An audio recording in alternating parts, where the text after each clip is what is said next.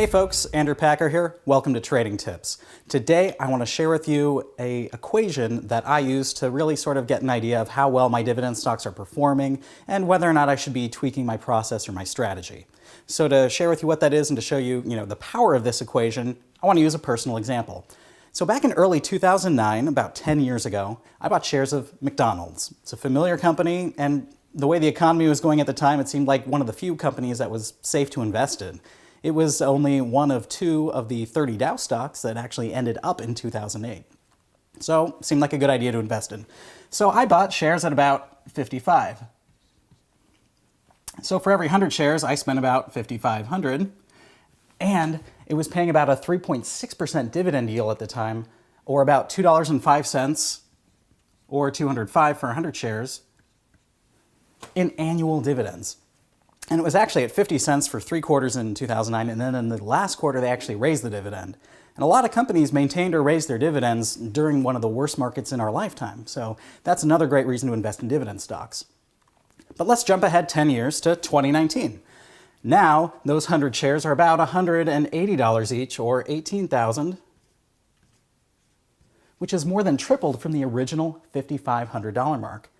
But at the same time, the dividend's been increasing as well. And at current prices, it's about $464 or $464 a year for every 100 shares you own.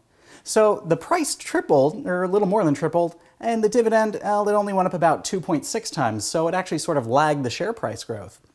But it still grew over time. And if we followed this same type of growth for another 10 years, if the dividend just continued to grow at that 2.6% rate, 10 years from now, it would be about $1,048.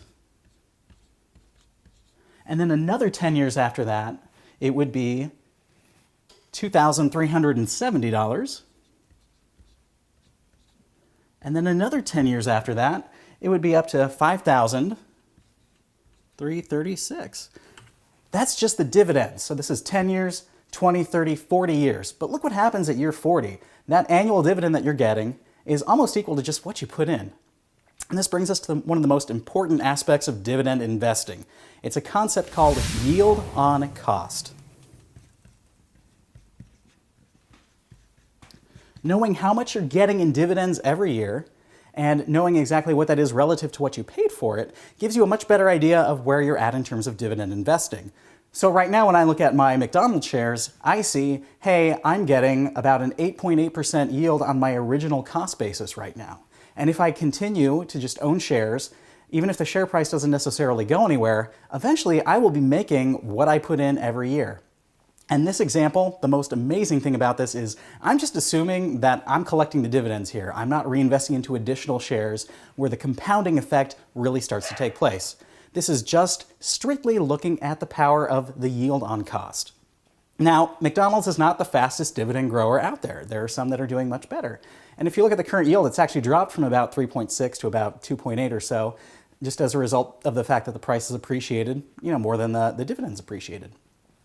But I know plenty of people who have been investing for 30, 40 years that have essentially gotten their yield on cost to be larger than their original cost basis. And that is why yield on cost is a great way to evaluate where your investments are and what you're doing.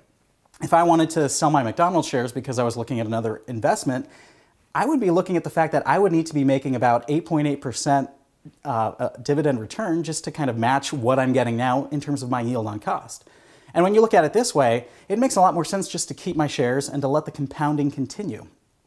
After all, if I do sell those shares, I'll have to pay capital gains taxes on the shares that I don't have in a tax-advantaged account like an IRA, 401k, whatever. So this is the amazing power of the yield on cost equation. It shows us that eventually, as long as a company continues to grow its dividend, you're going to reach a point where your dividends are going to exceed even what you paid for it.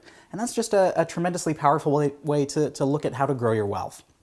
And remember, all of this is assuming the fact that we're just collecting the dividends in this case. We're not reinvesting them into additional shares. If we were, the compounding process would help that to move a lot faster. This is just looking at simple dividends. So if I were looking to sell my McDonald's shares, for example, and looking at the 8.8% yield on cost I have right now, there are almost no opportunities that are going to look as attractive on that basis, especially if they continue to keep growing the dividend and the share price keeps growing as a result of the fact that the company keeps growing its dividend as well.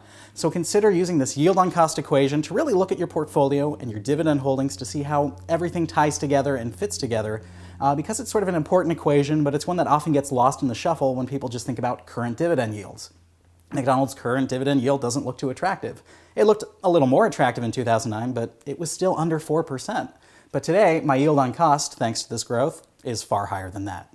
And that's why I'll be keeping my McDonald's shares, avoiding capital gains taxes, and I'll continue to get to this point where my dividends start to exceed what I initially paid for it. It takes a lifetime, but hey, investing's a journey, and this is just the fun part of the ride. So for trading tips, I'm Andrew Packer, wishing you good financial trading and good financial health.